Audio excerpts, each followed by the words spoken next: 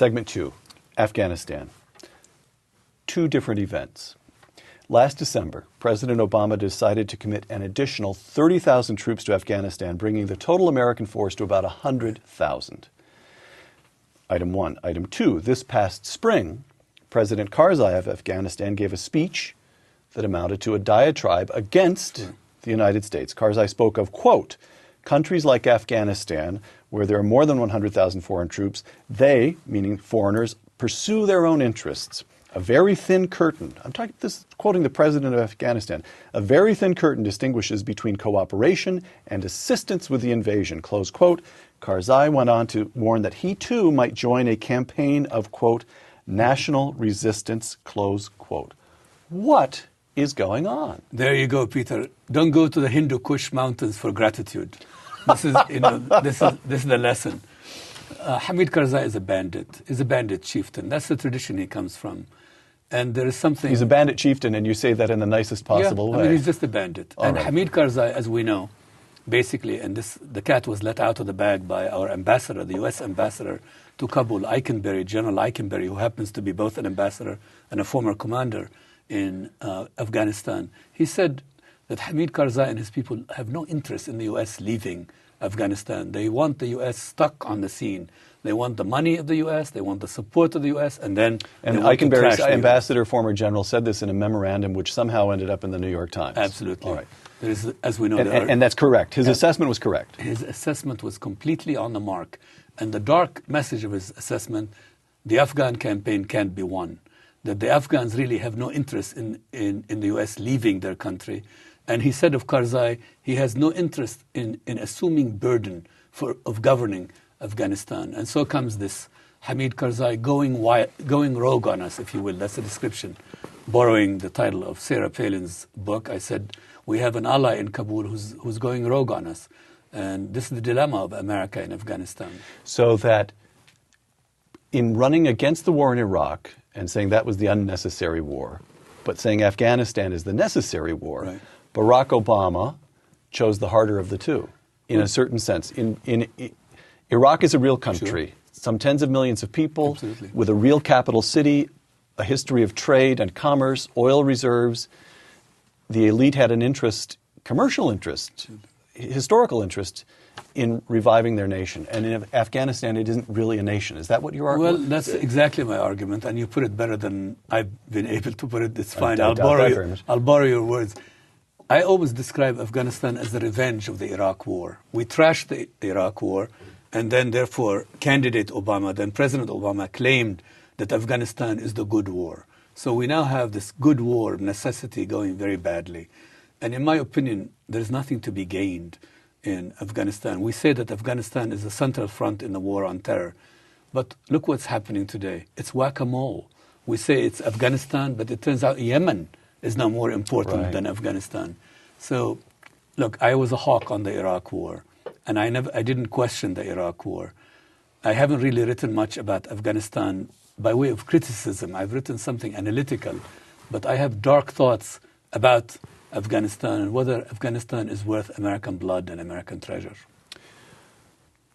Well, I didn't expect you to be quite that grim about. So was the commitment of 30,000 additional a mistake? Look, I'm the proud uncle of two captains in the U.S. Army. And congratulations. Thank you. And one of them is in, maybe one of them is in Special Forces. I mean, these boys will end up there, as many of their colleagues whom I knew while they were at the military academy. This is a very big commitment for our country and a very serious commitment. And I honestly don't know how it ends.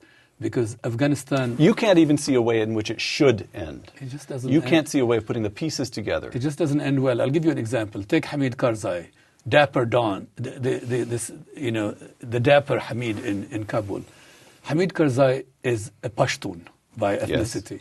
Which is about 60% of the population. Well, actually, in all these countries, numbers are tricky because everyone claims they're whatever. But I think the trouble with Afghanistan is there is no majority. Because even the Pashtuns are a plurality. I see. But this regime in Kabul right now is really basically, in the view of the Pashtuns, it's a Tajik regime. And they view Hamid Karzai as the cat's paw of a Tajik regime. So our dilemma as outside power. We came into Afghanistan from the north. We bonded with the Northern Alliance. And the Northern Alliance was Tajiks and Uzbeks and Hazara.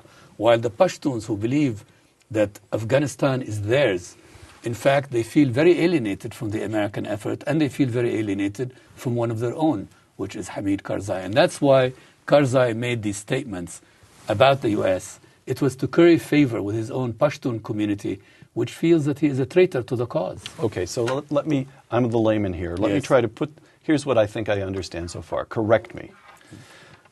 In Iraq, you have a country, which is a country for at least 80 years, and then those three regions have a history together that goes back through the centuries of the caliphate and various. Right. All right, so you actually have a region, an elite, a trading tradition. It's fine. So when we go in and engage in nation building with reluctance and but we engage in nation building, there's a nation to rebuild. In Afghanistan, there's no nation to rebuild. On the contrary, what you have is a very concrete, specific, and historically grounded tradition of tribal warlords, regions, constantly seeing things. So it's not even as if we have a clean. We'd almost do better trying to build a nation in the Sahara. At least we'd be starting from zero. Absolutely. Now the notion is we have to overturn a tradition of centuries standing. So this is pretty close to crazy. Right. I think you have it absolutely right. Look, Iraq is a river society. And it's a river. I mean, there is the Tigris and the Euphrates. Right. And there is a civilization which was always centralized. The Babylonians, the Assyrians, the Sumerians, the Abbasids, the British hegemony, then the independent Iraq. And think of the Iraqi government as a big ATM machine. There's oil money, and everybody wants this oil money. And then holds them together, if nothing else. Yes, if you're the prime minister of Iraq, you're a rich man, and people want your favors. And you can centralize power. Like take even Kurdistan, which is supposed to be autonomous. It's autonomous, to be sure, but 17% of the central treasury goes to Kurdistan, and the Kurds have a vested interest in a united Iraq, and everyone else has a vested interest in a united Iraq. Afghanistan is very different. Give me then one, I'm asking for an impossibility here, but we're under the constraints of limited time. One sentence, two sentences of advice to President Obama about Afghanistan.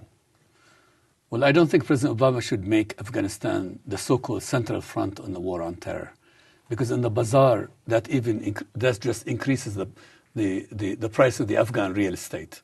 It gives the Afghans a sense they could blackmail us, that we're so dependent on their largesse and so dependent on their hospitality. We must tell the Afghans unequivocally that we have other concerns in this war on terror, that Afghanistan is not the central front on the war on terror.